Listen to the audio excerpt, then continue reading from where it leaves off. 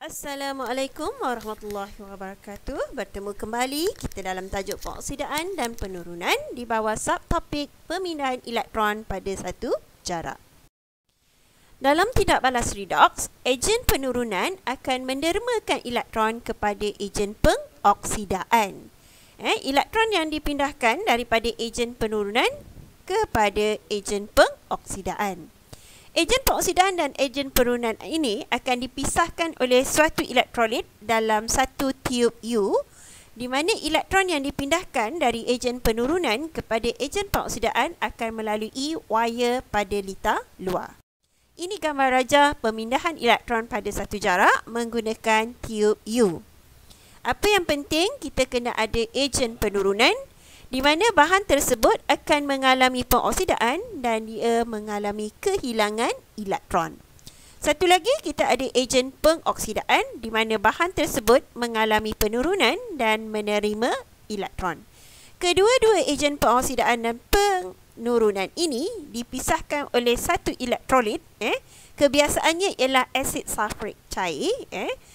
Ia juga bertindak sebagai titian garam di mana larutan ini atau elektrolit ini membenarkan ion-ion mengalir melaluinya bagi melengkapkan litar. Elektron yang disambungkan ke ejen penurunan atau yang dicelupkan ke dalam ejen penurunan akan bertindak sebagai terminal negatif. Kerana elektron akan keluar daripada elektrod yang dicelupkan dalam ejen penurunan. Bila elektron bergerak melalui galvanometer, galvanometer dapat mengesan pemindahan elektron.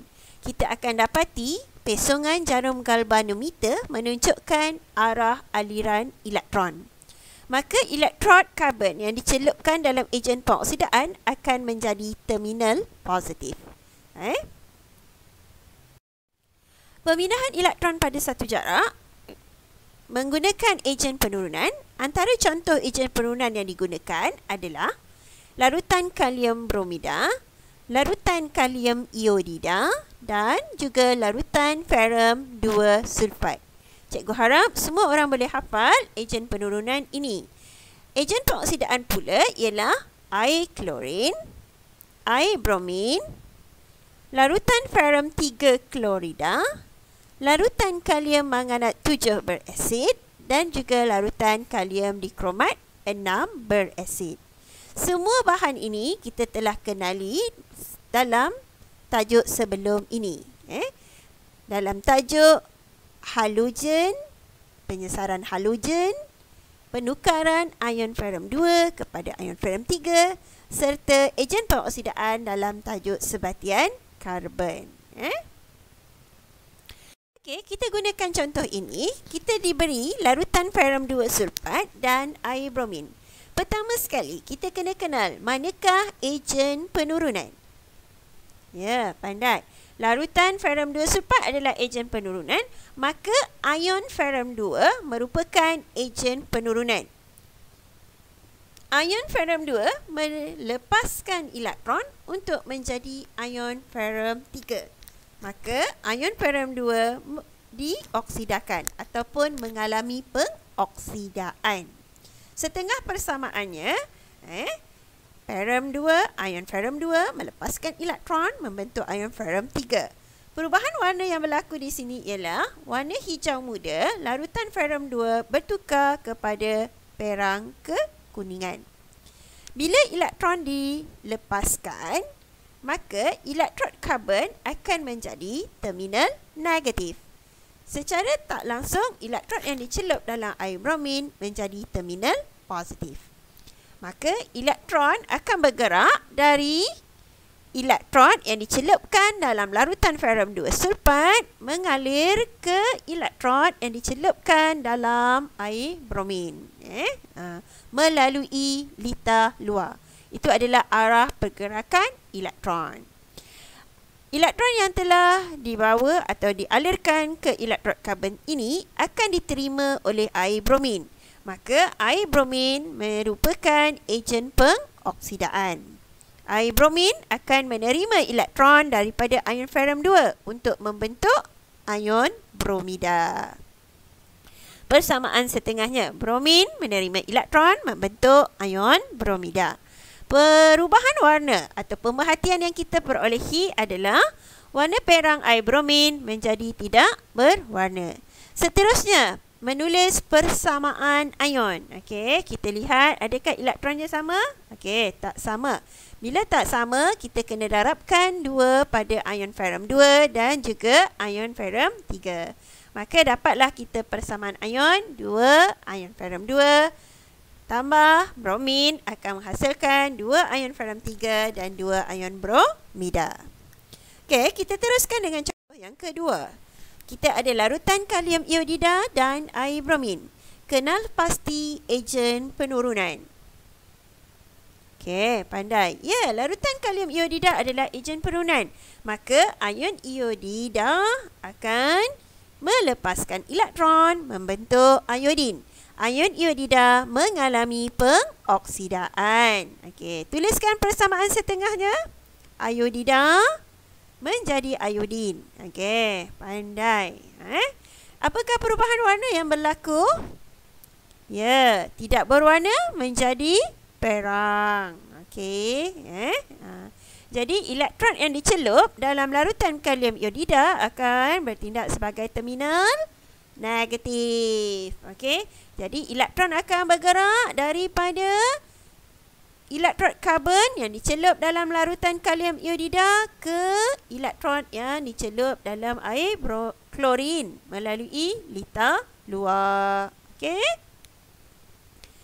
Seterusnya, air klorin merupakan ejen pengoksidaan, maka air klorin menerima elektron membentuk ion klorida.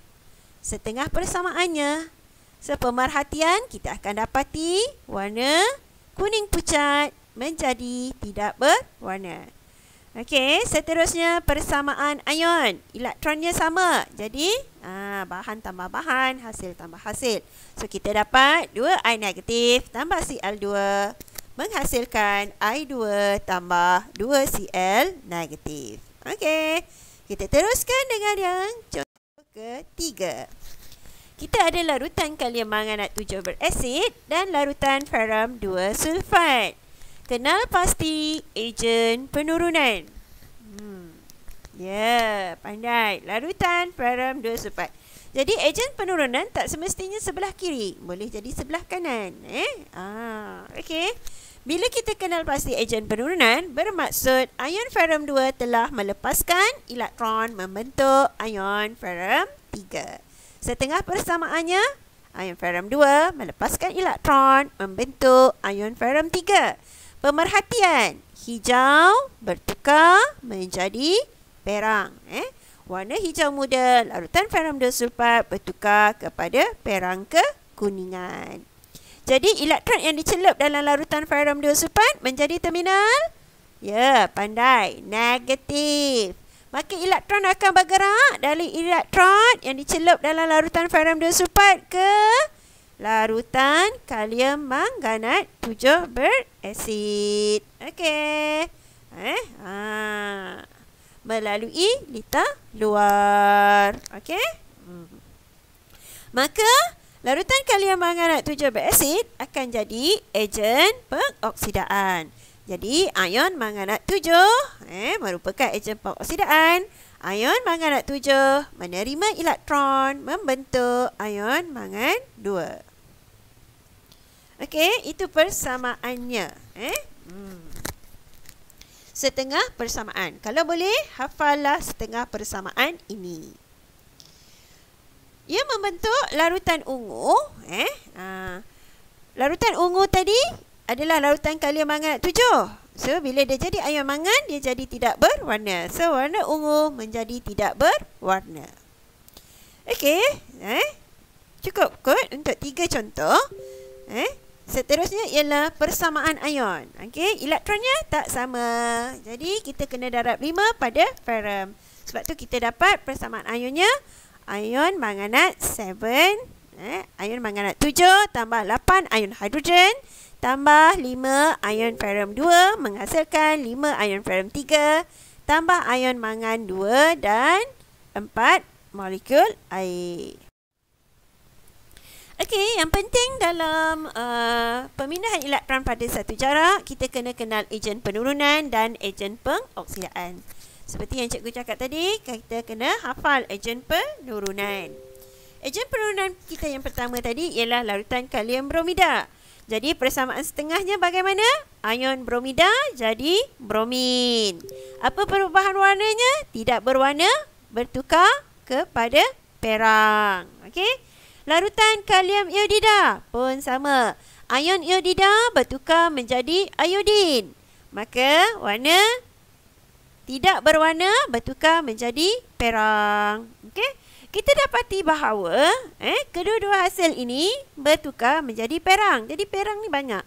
Kena ada ujian pengesahan untuk mengenal pasti bahawa iodin adalah yang kita dapat warna perang tu adalah iodin, bukannya bromin. Jadi macam mana nak mengesahkan kehadiran iodin? Kita boleh tambahkan atau titiskan larutan kanci. Kita akan dapat larutan perang bertukar biru tua. Untuk bromin, macam mana kita nak tukar nak mengesahkan kehadiran bromin? Tambah 1, 1, 1 trikloroetana. Seterusnya, larutan ferrum 2 sulfat, ion ferrum 2 bertukar menjadi ion ferrum 3 selepas dia melepaskan elektron. Jadi perubahan warna hijau menjadi perang. Sama. Perang juga perlu ujian pengesahan. Tapi kita dah belajar dalam penukaran ion ferrum 2 kepada ion ferrum 3. Jadi untuk mengesahkan kehadiran ion ferrum 3 ada banyak. Boleh guna larutan natrium hidroksida, boleh guna larutan amonia, boleh menggunakan kalium heksasianoferat 2, boleh menggunakan larutan kalium heksasianoferat 3, boleh juga menggunakan larutan kalium thiocyanat. Imbas kembali. Seterusnya ejen pengoksidaan kita ada air klorin. Klorin akan jadi ion klorida selepas dia menerima elektron. Okey. So cikgu harap semua orang mahir untuk menulis persamaan setengah sebab dia penting. Seterusnya perubahan warna daripada kuning menjadi tidak berwarna. Kuning pucat menjadi tidak berwarna.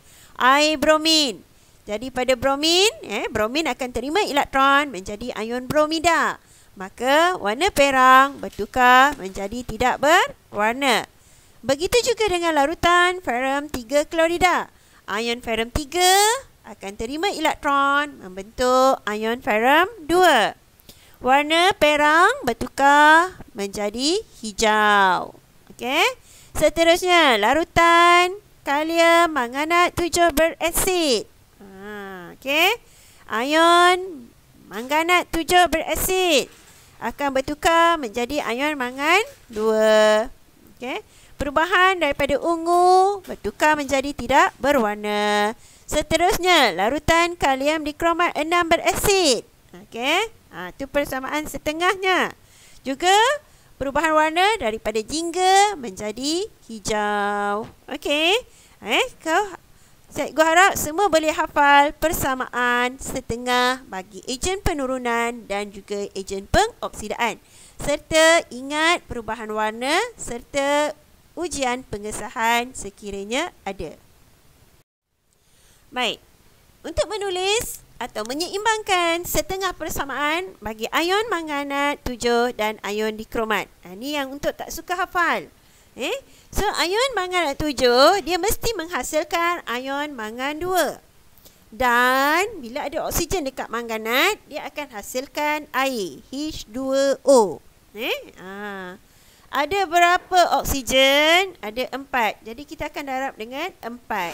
Bila kita darab 4, hidrogen dah jadi 8. Mana datang hidrogen? Jadi dekat bahan sebab tu mesti ada berasid. Larutan kalium manganat 7 berasid. Sebab kita akan dapat ion hidrogen daripada asid. Ada berapa ion hidrogen? Ada 8. Kemudian ion manganat 7 dia mengalami proses penurunan. Maka dia terima elektron. Berapa banyak elektron yang dia nak terima? Okey, kita kena seimbangkan bilangan cas di kiri dan kanan. Jadi Untuk mangan kita ada negatif 1. Untuk hidrogen 8 kali positif 1 kita dapat positif 8. Tambah dengan elektron negatif berapa? So kita guna unknown. X sama dengan positif 2. So selesaikan X, kita akan dapat X sama dengan 5. Jadi kita dapatlah 5 elektron. Begitu juga dengan ion dikromat 6. Dia mesti menghasilkan ion kromium 3 dan air. Tapi ion kromium 3 ini ada 2. So kita kena darab 2. So air H2O ada berapa oksigen? 7. Okey. So bila 7, berapa ion hidrogen yang perlu kita tambah? 14. Okey. So berapa elektron yang kita kena tambah? Kirakan.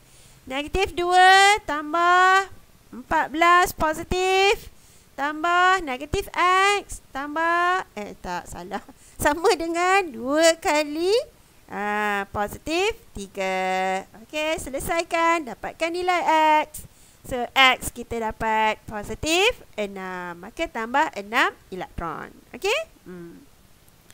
Hafal cikgu nak hafal. Okey? Jadi bagaimana kita nak menulis persamaan ion ataupun persamaan keseluruhan yang melibatkan ion yang agak kompleks ni kan? Cikgu bagi kat sini setengah persamaan penurunan ion manganat 7 dengan persamaan setengah persamaan pengoksidaan yang melibatkan ion iodida. Okey? Kita akan dapati di sini bila kita nak menulis persamaan ion, kita kena menyamakan bilangan elektron. Adakah elektronnya sama? Tak sama. Untuk ion manganat 7 kita ada, dia terima 5 elektron, manakala ion iodida melepaskan 2 elektron. Jadi kalau nak sama, macam mana kita nak buat? Ya, pandai. Kita darabkan 2 dengan setengah persamaan penurunan, manakala kita darab 5 dengan persamaan pengoksidaan. So bila kita darabkan, kita akan dapat 2 MnO4 negatif tambah 2 kali 8, sebab tu kita dapat 16H positif. Tambah, okey, untuk pengoksidaan kita darab 5 kan. So 5 kali 2 dapat 10. Menghasilkan 5 kali 1, sebab tu dia 5I2 tambah 2Mn2 plus tambah 4 kali 2, sebab tu dapat 8 air. Okey? Cikgu tunjuk lagi satu contoh persamaan setengah penurunan yang menggunakan ion dikromat 6 dan juga persamaan pengoksidaan menggunakan ion ferrum 2. Okey? Okey, elektronnya sama?